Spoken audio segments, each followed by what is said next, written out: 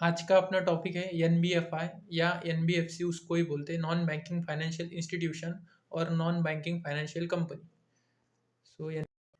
सो सबसे पहले आती डेफिनेशन। अगर ये डेफिनेशन आप रट लोगे ना तो इस डेफिनेशन को आप इतना इलेबोरेट कर सकते हैं, एक दो पेज इस पे ही लिख सकते हैं। तो चलो, reserve bank of India act 1997 के तहत ये डेफिनेशन दी गई।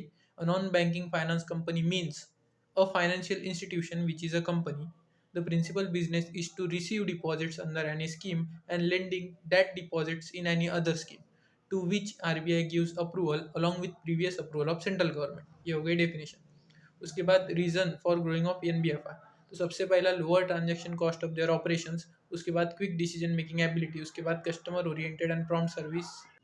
सॉरी, वो महानगर पालिका इलेक्शन का टाइम चल रहा है तो थोड़ा साउंड होगा बैकग्राउंड, तो उसको आप इग्नोर करो।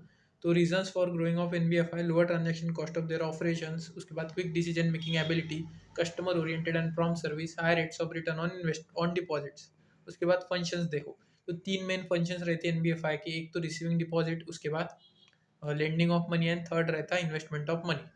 फिर रिसीविंग डिपॉजिट्स में क्या लिख सकते हैं आप? सबसे पहले तो receiving deposits in various ways such as issuing debentures, unit certificate और सेविंग सर्टिफिकेट इशू करके। उसके बाद डिपॉजिट्स दो काइंड के रहते हैं, एक रेगुलेटरी जो रेगुलेटेड बाय आरबीआई रहता है, दूसरा एग्जेम्प्टेड, उस पर कोई रिस्ट्रिक्शंस नहीं रहता और ज़्यादातर लोग एग्जेम्प्टेड ही चूज करते हैं। उसके बाद लेंडिंग ऑफ मनी, मतलब ये लोगों को लोन्स प्रोवाइड करती है for various purpose such as hire purchase finance, lease finance, consumption finance and finance for social activity.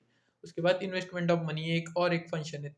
उसके बाद टाइप्स ऑफ एनबीएफआई, तो सबसे पहले आती इक्विपमेंट लीजिंग कंपनी, उसके बाद hire purchase company, loan company, investment company, Nidhi company, chit funds, housing finance company and residuary companies. तो इन सब के बारे में थोड़ा थोड़ा आप मन से लिख लेना, बस हो गया।